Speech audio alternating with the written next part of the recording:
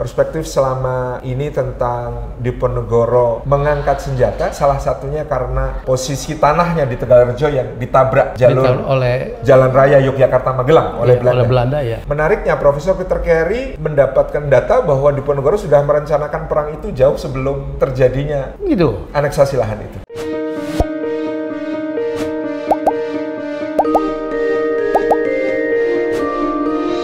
Assalamualaikum warahmatullahi wabarakatuh. Waalaikumsalam. Saya dalam muhibah ke Jogja, bertemu banyak orang hebat-hebat orang Jogja. Ini di Cafe Punakawan ya? Cafe Punakawan. Punakawan. Iya. Menemui ini saya nggak ngerti mau mendeskripsikan anak muda ini apa gitu.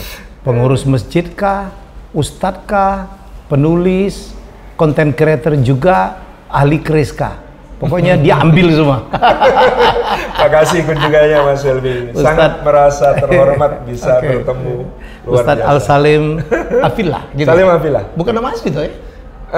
Salimnya nama asli. Salim nama asli. Belakangnya? Tambahan dari teman-teman. Iya. Apa artinya Afillah? Kata awalnya dulu hukum fillah itu artinya saudaramu dalam persaudaraan karena Allah. Wow. Hebat banget. Iya. Padahal buku pertama beliau tuh saya masih hafal. Enaknya pacaran setelah pernikahan. Kalau sekarang sebelum pernikahan malah.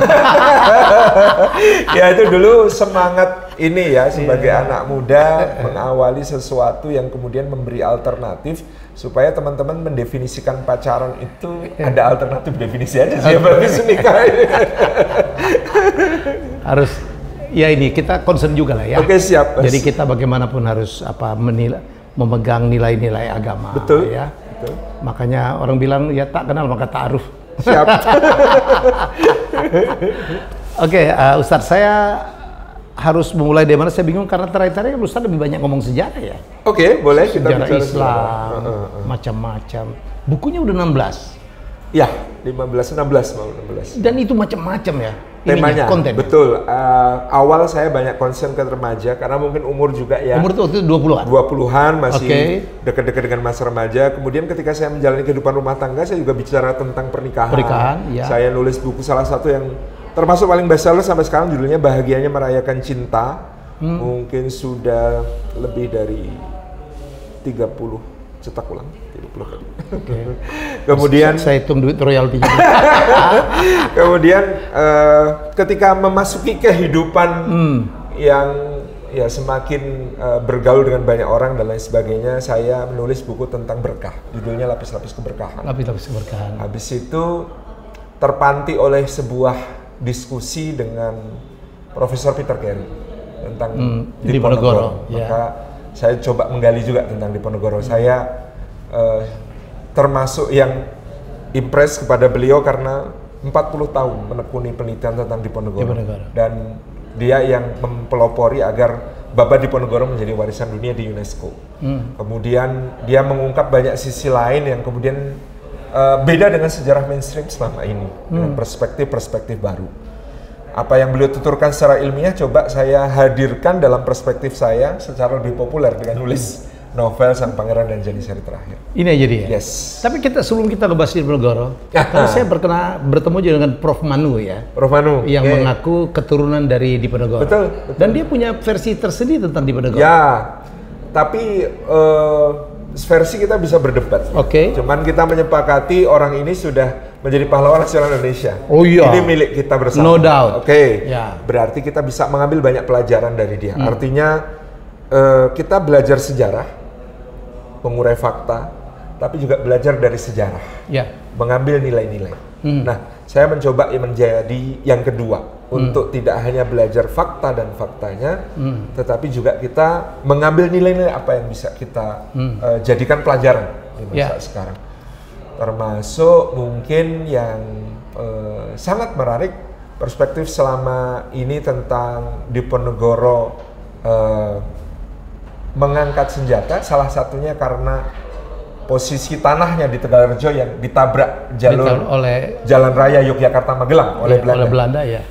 Menariknya, Profesor Peter Carey mendapatkan data bahwa Diponegoro sudah merencanakan perang itu jauh sebelum terjadinya gitu aneksasi lahan itu. Saya nggak baca buku Prof. Peter Carey ya.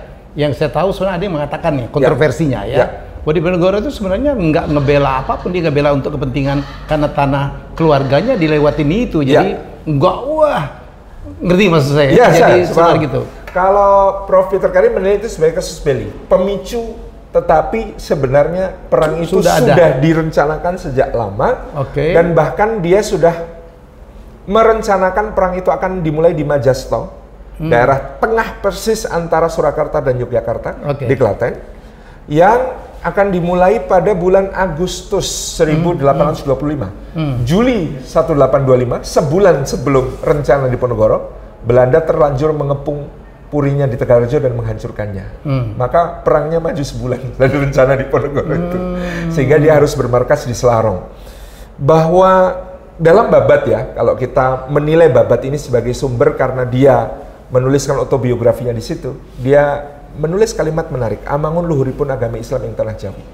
Membangun keluhuran agama Islam kembali di tanah Jawa karena dia melihat bagaimana pengaruh Belanda di keraton itu menjadikan degradasi moral yang sangat parah. Sebagai seorang pangeran yang dibesarkan di luar keraton, di tengah kehidupan para petani, dan di tengah kehidupan para santri, maka dia punya dua keprihatinan sekaligus di situ. Bagaimana dia melihat secara langsung penderitaan rakyat kecil, karena Diponegoro ini meskipun lahir sebagai putra pertama pangeran yang kelak menjadi Hamengkubuwono III, menjadi sultan, tapi sejak bayi dia dirawat oleh nenek buyutnya di luar keraton. Dia setiap hari diajak ke sawah, ikut menanam padi, ikut memanen, ikut bersama dengan petani. Dia merasakan betul apa yang dirasakan rakyat. Dan apalagi pajak-pajak yang semakin meningkat. Dengan kalau lihat detailnya pada masa itu, sampai ada namanya pajak pacikaran, pajak pajendralan, pajak tanah, pajak pekarangan, pajak macam-macam, sampai ada namanya pajak gendongan. Lewat jalan, gendong sesuatu, kena pajak. Termasuk gendong bayi, kena pajak. Itu terasa sekali. Sebagai orang yang merasakan seperti apa kehidupan rakyat kecil, dia punya rasa yang tidak nyaman di situ, meskipun dia seorang pangeran.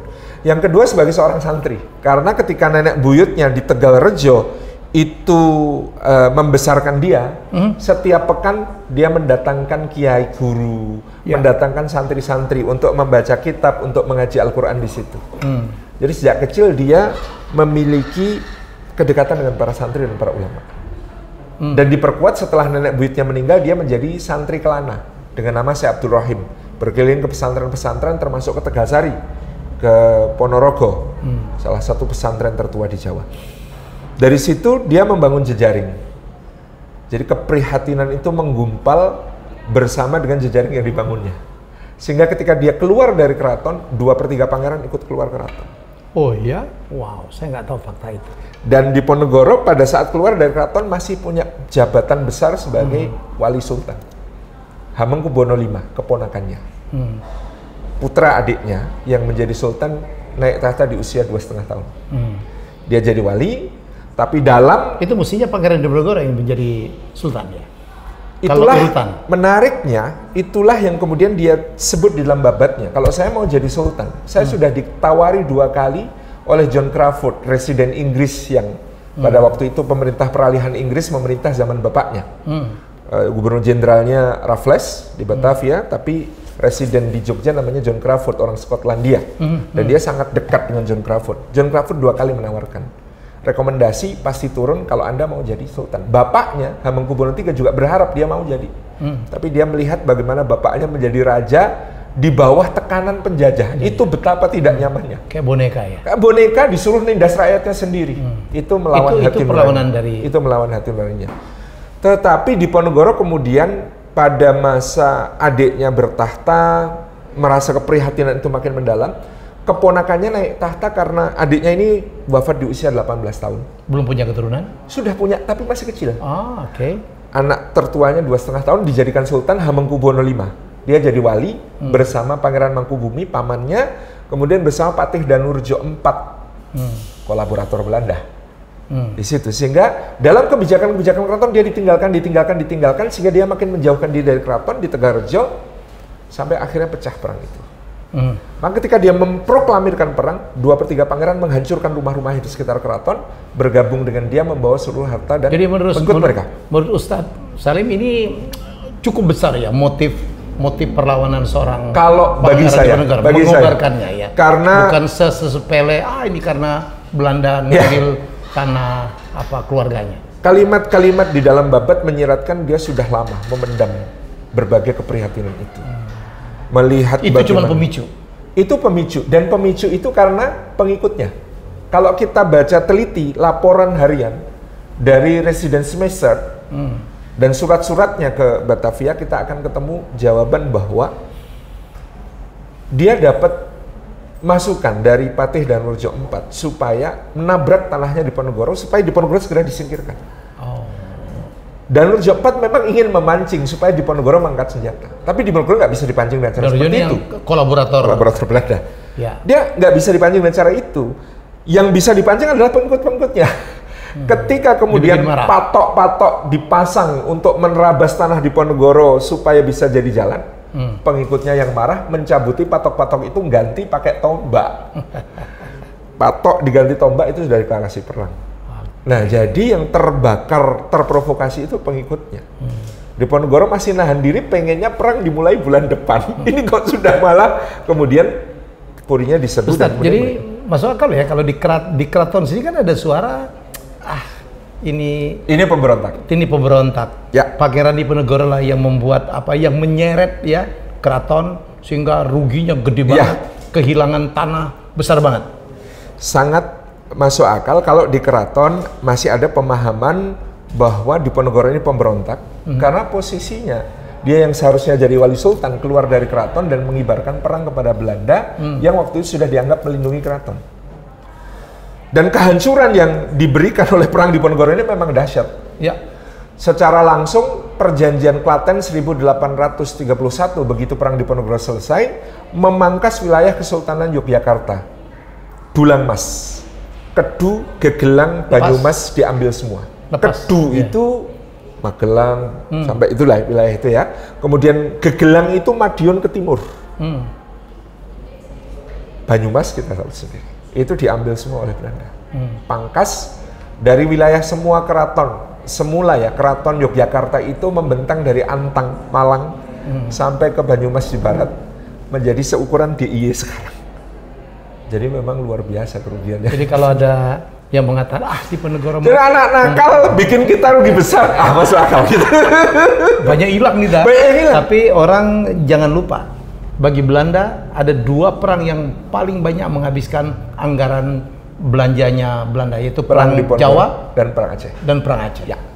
Kalau kita hitung data begini, perang Diponegoro itu menghabiskan 20 juta gulden budget anggarannya.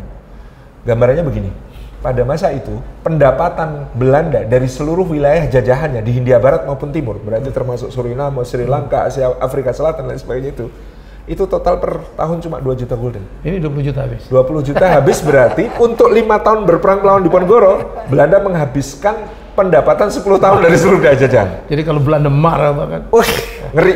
Makanya kemudian 20 juta gulden ini di salah satu yang paling menghabiskan banyak itu di stelsel benteng. Ada disertasinya Profesor Saleh Asad Jamhari. Apa istilah kultur stelsel ya?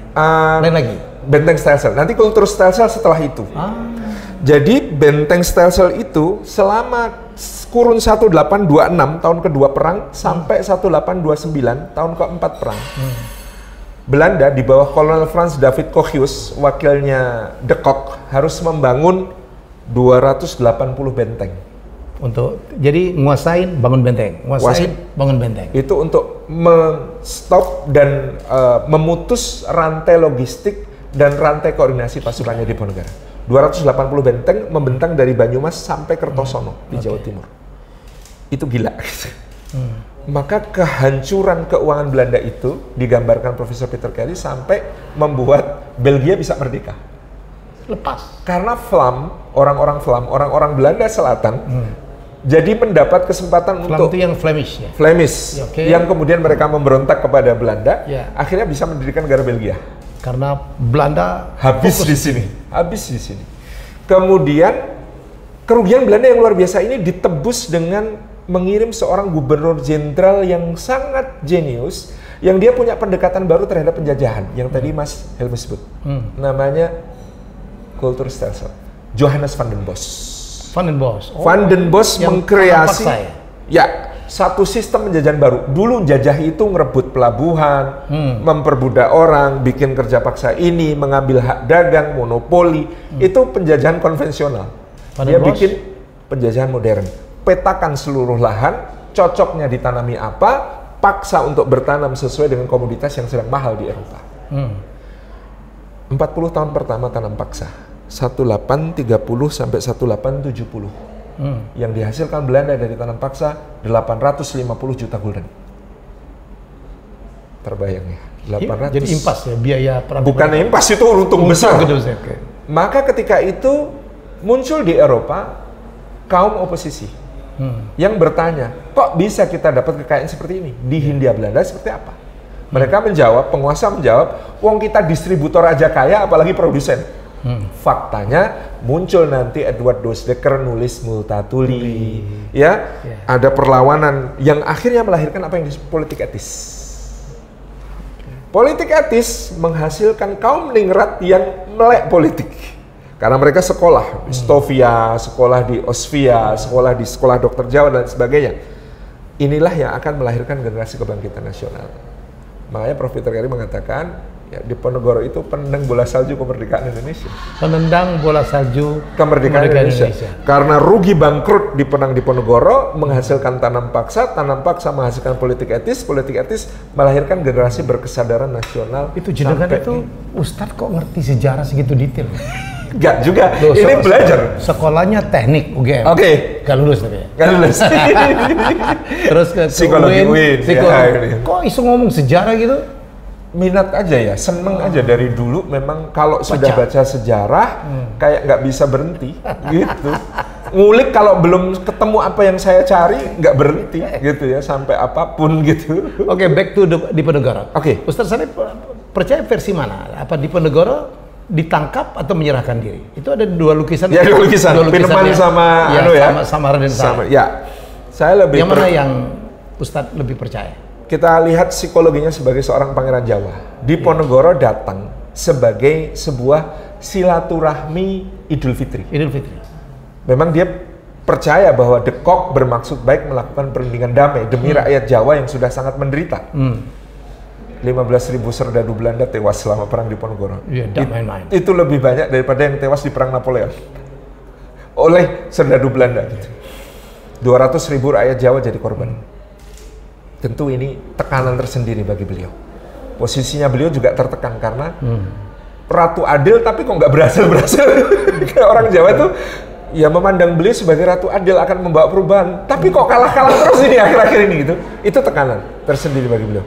Ketika beliau berada di meja itu, lalu kemudian beliau ditipu, beliau bertanya kepada salah satu panglimanya, namanya Basah Mertonegoro.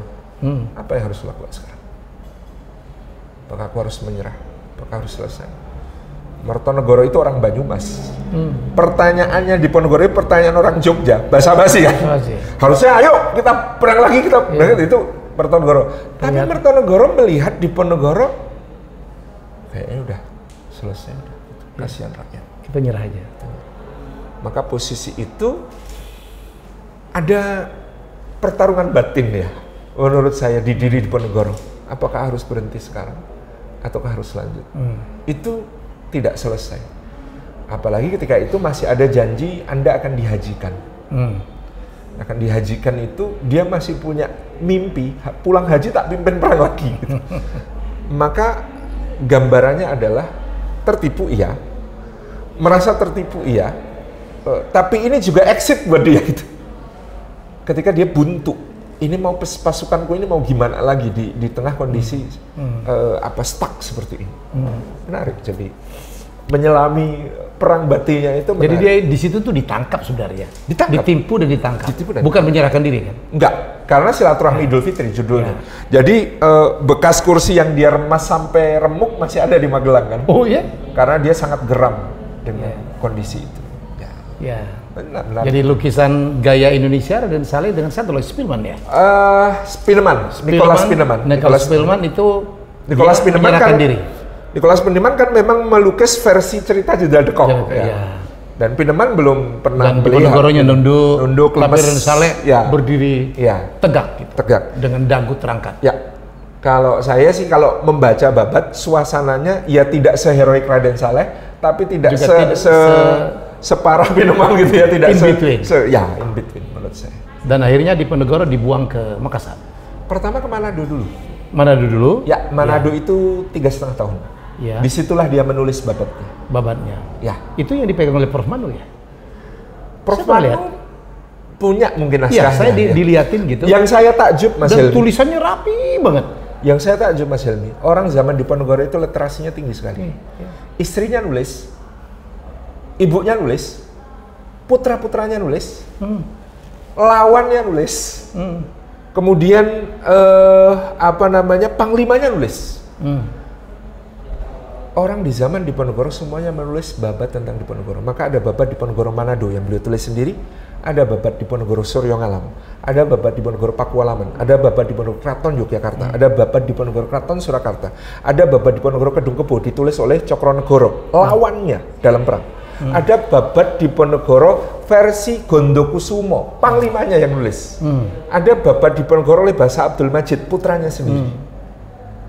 Ada babat Diponegoro oleh ibunya, ada babat Diponegoro oleh istrinya. Adakah babat-babat itu pertentangan, tidak sesuai? Kita sangat bisa mengcross-check satu sama lain. Kita sangat bisa. Saya sekarang sedang mengkaji yang ditulis oleh Gondokusumo, karena ini yang paling tebal, 8 jilid, Mas. Gondokusumo ini adalah pemilik dari keris yang saya jadikan model cover di buku saya. Ini? Ya. Ini memang kerisnya Diponegoro kah? Panglimanya. Panglimanya. Salah tuh. Panglimanya mana? Basah Gondokusumo. Bukan Sentot ya? Ada bukan lagi Sentot. Sentot Alibasa. Ya, Sentot Alibasa.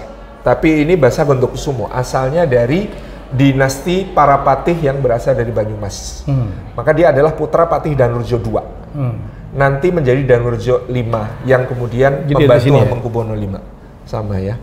Jadi ini ada orang dulu kalau bikin seni ini enamelnya warnanya 3, ini berliannya juga warnanya 3. Modern banget ya Ustaz ya? Yes. Saya pikir pada ini zamannya nggak setua itu ya. Empunya ketahuan siapa? Nggak ketahuan? Nggak, karena ini tangguhnya Jenggala. Usia bilahnya kira-kira mungkin Jenggala itu ya 1000 tahun yang lalu. Polos ya, pamornya nggak repot-repot amat ya? Pamornya sebenarnya ada, cuma ini di posisi mutih. Kalau kita berikan arsenik warangan, keluar pamornya. Ya. Pamor itu tekukan-tekukan. Ya. Istilah di keris tekukan-tekukan, dia kan dilipat-lipat ya. Betul. Membuat ini dilipat-lipat. Ya. Tapi melihat usianya, ya ini salah satu pusaka yang sangat tua. Oke, kembali ke Diponegoro. Saya tuh cuma satu nih. Saya tuh kenal Diponegoro pertama kali waktu saya nonton film Pangeran Gua Selarong. Pahlawan Gua Selarong, Mas Ratno Timur. Ya. Wah, itu legend banget. Istimewa. Memang Mas Ratno Timur dari sisi postur mirip ya. Orang pikir dia adalah Pangeran Diponegoro ya. Pakai jubah gamis putih, pakai sorban putih, kuda putih. Ya kan? Wah, itulah Pangeran impian pahlawan Gua Selarong, Pangeran Gua Selarong. Itu saya SD tuh, Ustaz. Saya SD saya nonton itulah gambaran kita tentang Pangeran Diponegoro. Dan kita juga melihat fisik Pangeran Diponegoro banyak sekali di lukisan sama di patung. Ya, betul. Saya cuma mengkritisi satu patungnya. Pembuat patungnya tidak detail. Karena ada konvensi. Jadi sebenarnya patung itu kalau ada pahlawan di atas patung, di atas kuda. Jadi kalau pahlawan tersebut meninggal perang, itu kakinya angkat 2, kudanya boleh. Ya. Kalau misalnya terluka di peperangan, meninggal di tempat lain, kakinya angkat 1. Nah, Diponegoro itu kan meninggalnya di pengasingan kan? Betul. Ya, bukan karena perang. Mestinya tidak boleh kudanya kakinya naik atas. Itu saya pernah baca juga. Iya, ini itu konvensinya. Konvensi di kalangan. Jadi mungkin kalau nggak angkat tuh kurang gagah gitu ya. Saya kan ngelihat patung di Ponorogo tuh di Monas tuh. Betul. Kalau nggak salah kaki kudanya angkat 2. Saya bilang ini salah ini. Iya. Pematungnya ini lebay. Pematungnya dari Italia itu. Jadi iya memang. Iya. Cuma ini mungkin karena ya, mungkin juga mengangkat salah satu segmen dalam babat. Memang di Ponorogo ini ahli berkuda. Dia kalau berkuda tidak pernah pakai tangan mengendalikan kuda, udah pakai kaki. Jepit aja ya. Jadi ngonde kuda untuk kanan, kiri, depan, maju, lari itu pakai kaki. Ini memang jago ya. Jago. Memang ahli perang. Iya. Oke, sang pangeran dan Janisari terakhir. Janisari apa sih? Janisari itu sebenarnya pasukan elitnya Turki Utsmani ya, yang pada masa awal dia menjadi kekuatan utama Turki Utsmani ketika berperang dengan Eropa. Ottoman. Ketika berperang dengan Eropa. Dan uniknya ini direkrut dari anak-anak Eropa. Dididik secara disiplin militer dan tasawuf dalam keagamaan, lalu mereka menjadi pasukan yang sangat tangguh. Di akhir, Janisari ini bobrok.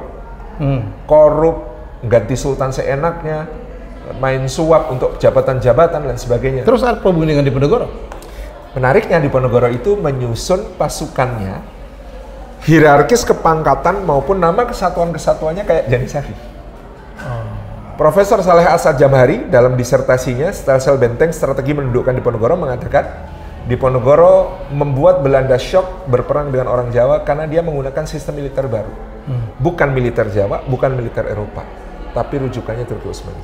Oh gitu ya? Ya, itu shocking di awal perang lu. Kok kayak begini gitu ya? Maka pangkat tertingginya itu Ali Pasha, bahasa Turki, di bahasa Jawa kan jadi Ali Basah. Ali Basah Sentot Prawodirjo. Kalau Pasha jadi Basah, Basah Mertonegoro, Basah Gontokusumo. Ada namanya dalam kepangkatan di sana itu misalnya detail-detail kecil sampai pangkat-pangkat bawah itu ada sama. Diadop. Kemudian nama kesatuan elitnya itu namanya Turkio, pasukan Turki berarti. Bulkio, Boluk, kavaleri ringan. Bahasa Turki, Boluk menjadi Bulkio. Kemudian ada Besun Basek, ada kemudian Borjomuah, ada kemudian nama-nama Turki yang dijawakan. Menarik itu dari.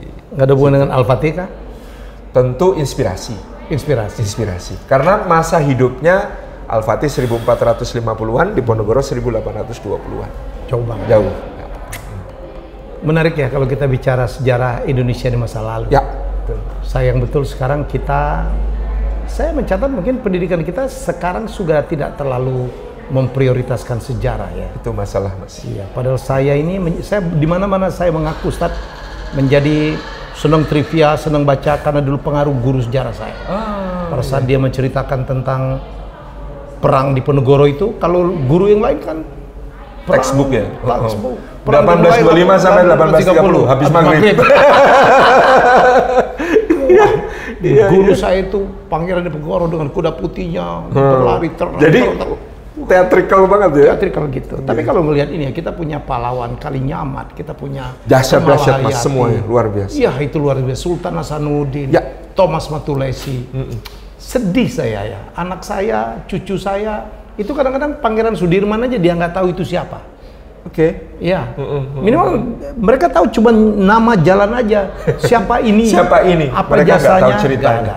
Jadi sayang betul saya pikir kalau pendidikan kita melupakan itu. Kita tidak boleh melupakan sejarah. Betul. Walaupun kita tidak boleh larut dengan sejarah. Yes. Tapi kita harus ngaku ya Ustaz. Jangan nostalgia dengan masa lalu berlebihan juga. Tapi zaman dulu itu betapa hebatnya. Saya lagi mengangkat tema.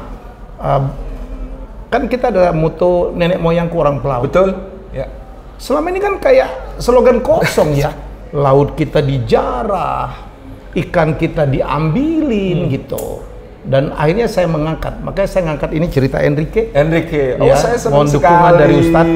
Itu luar biasa. Pengeliling bumi pertama itu bukan Magelhans, bukan Elkanah. Ya. Tetapi putra Maluku yang bernama Enrique.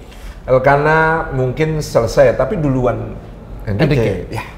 Dan Magelhans tidak pernah finish. Tidak finish. Tapi saya waktu SD pengeliling bumi pertama Ferdinand Magelhanes. Karena dia dibunuh di Mactan, Filipina. Jadi dia tidak finish. Jadi teman-teman ya Ustadz, saya ingin mengatakan bahwa Magelhanes waktu itu menculik Enrique dan dibaptis namanya menjadi Henry Enrique. Ada namanya Henry del Negro, Enrique de Molucas, gitu. Jadi pemuda ini lahir di Maluku, kemudian sempat dibawa sama pamannya ke Demak, ke Palembang. Dari Palembang dia nyebrang ke Malaka. Malaka waktu itu dikuasain oleh Portugis. Diambil dia, diculik, dan Magellan punya ide, saya bawa ini, saya akan cari pulau rempah. Kalau kan dia penunjuk jalan, dan dia mengerti banyak bahasa. Jadi Enrique inilah yang dibawa pertama ke Portugis bilang nggak perlu, saya udah tahu jalan ke Malaka. Akhirnya dia minta sponsor dari Raja Spanyol. Jadi sebenarnya Magellan orang Portugis ya? Orang Portugis. Tapi minta sponsor ke Raja Spanyol. Iya, karena Portugis nggak mau sponsor. Sudah jalan. Mereka itulah yang membuat perjalanan ekspedisi itu menjadi jauh, muter ya? Muter, karena mereka ada perjanjian Tordesillas. Ya, jadi kalau Portugis langsung ke Samudra Hindia. Dari Tanjung Harapan belok ke timur. Ya, ini belok dia harus ke barat. Atlantik ke barat. Atlantik. Gitu. Nah, disitulah dia akhirnya terdampar di Mactan. Perang dengan orang suku sana dan akhirnya Magellan harus dibunuh. Tapi begitu Enrique menyentuh Mactan, Filipina, sebenarnya dia udah berkeliling 360 derajat. Itu yang kita klaim, dan itu ada di bukunya Pigafetta, bukunya catatan tentang Enrique. Ya, jadi bukan klaim kosong. Minta dukungan dari Ustadz. Saya sangat mendukung. Supaya orang tahu lah, kita itu dulu penguasa lautan. Ya. Betul.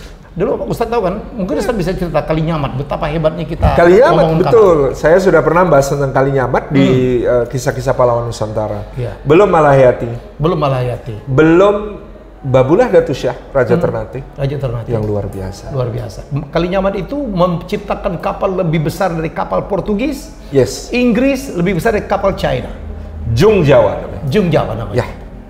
Dan itu impresif sekali. Impresif. Jadi kita itu sebenarnya hebat. Saya dengan guru gembul saya bilang, Mujair itu kan ikan apa? Laut tawar ya, air tawarnya Afrika. Kok bisa jadi Pak Mujair di Jawa Timur? Emang dia berenang? Dikejar hiu gitu, enggak dong. Karena dia ikan air tawar gitu. Jadi betul. Ada orang yang membawanya ke sini. Dari sana ke sini. Luar biasa. Ayo mari kita angkat. Saya senang banget kemarin ya mencuri dan Saleh. Ada Angga insight yang menarik di situ. Dan itu yang saya maksud belajar dari sejarah. Ketika Pico sama siapa? Yang di tokonya itu cerita bahwa contingency plan. Diponegoro tidak punya contingency plan. Ketika dia sudah terjebak di situ, dia tidak punya escape plan B. Itu namanya belajar dari sejarah. Terima kasih banget, hari ini kita belajar sejarah. Dan ini kita ditemani sama Chris yang pernah maju ke UNESCO. Ini ternyata Chris ya. Cover dari proposal waktu Indonesia mengajukan Chris sebagai salah satu World Heritage. Ke UNESCO 2005. Kok bisa punya sampai dulu? Kolektornya sudah tua, pengen beramal soleh, membangun sekolah di sebuah daerah Indonesia Timur. Ternyata saya yang dipercaya untuk boleh mengambil alih merawat untuk dia amal soleh ke bikin ini sekolah. Ini siapa ini aslinya? Seorang kolektor yang tidak mau disebut namanya. Ini nggak terlalu tua ya? Majapahit. Yes. Ya berarti sekitar 700 tahun. Iya, 700 Saya dulu kan mau dikasih Pak Beguk tuh, Chris. Oh ya. Mas Helmi, tapi ini harus dirawat. Tiap bulan harus dimandiin. Ya jadi. Males rawatnya. Iya. Ustaz punya berapa, Chris? Berapa ya? Nggak banyak sih. 15 lah. 15. Ya.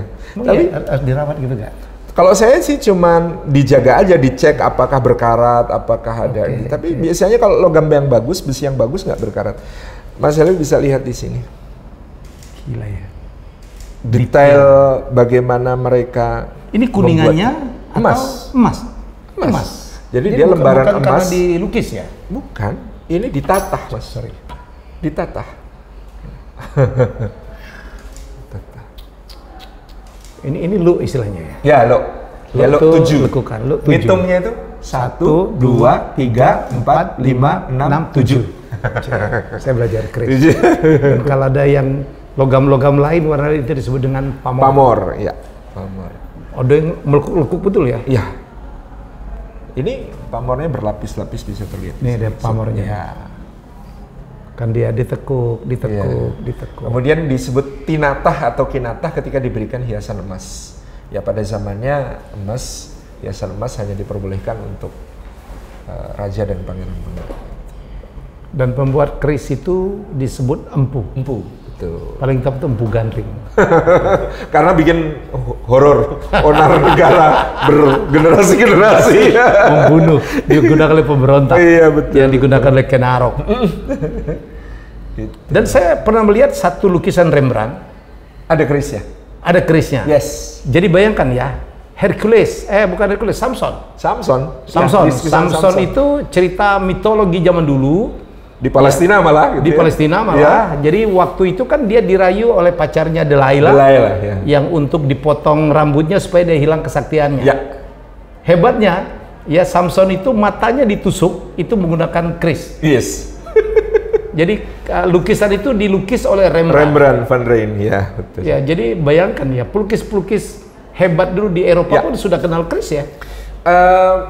Banyak data keris masuk ke Eropa di abad ke-16 dan 17. Kemarin Ustaz yang dikembalikan oleh Ratu Belanda apa ya?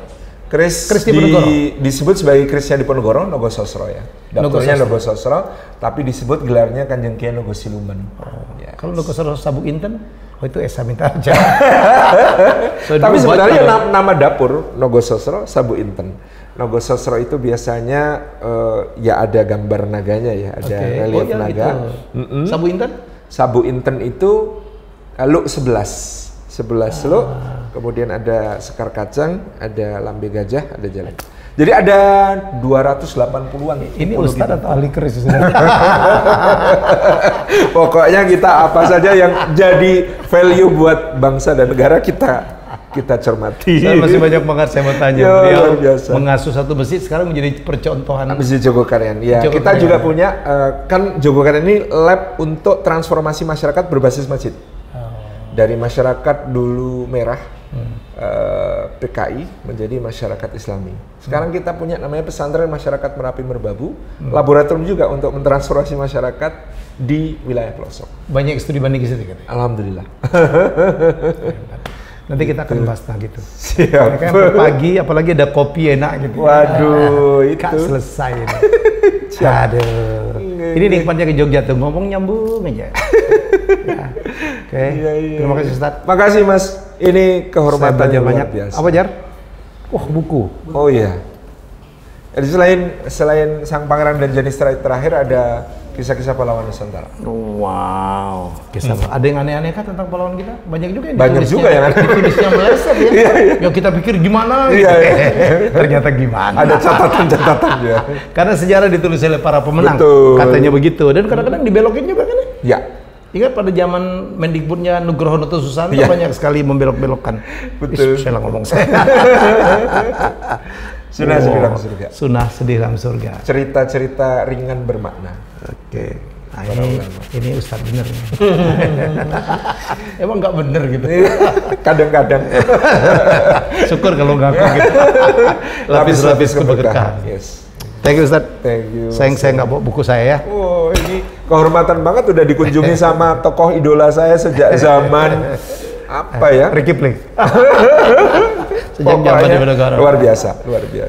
Semoga Anda menikmati dan belajar banyak perspektif dan inspirasi. Betapa hebatnya kita masa lalu. Dan wah, kita hari ini spill abis-abisan Pangeran Diponegoro dari berbagai versi. Dan itu sesuai dengan kuisnya Mas Helmi. Iya. Siapa berani? Diponegoro berani, kita juga harus berani. Kalau Diponegoro ditanya orang Belanda, wah itu penjahat. Karena dia paling banyak ngabisin duit. Tapi kita pahlawan, tapi ada yang mengatakan dia pengkhianat. Jadi sekali lagi sejarah ditulis oleh orang yang punya kepentingan. Ya, sejarah juga adalah hipotesa. Tinggal kalau Anda punya hipotesa lain, Anda bantah aja. Kita ajuin aja biar diuji di tengah masyarakat. Nggak boleh gaduh ya, nggak perlu gaduh ya. Karya balas karya aja. Balas karya. Iya. Baik, salam hormat untuk Prof. Manu juga. Dan juga Ustadz, hari ini saya menambah perspektif baru.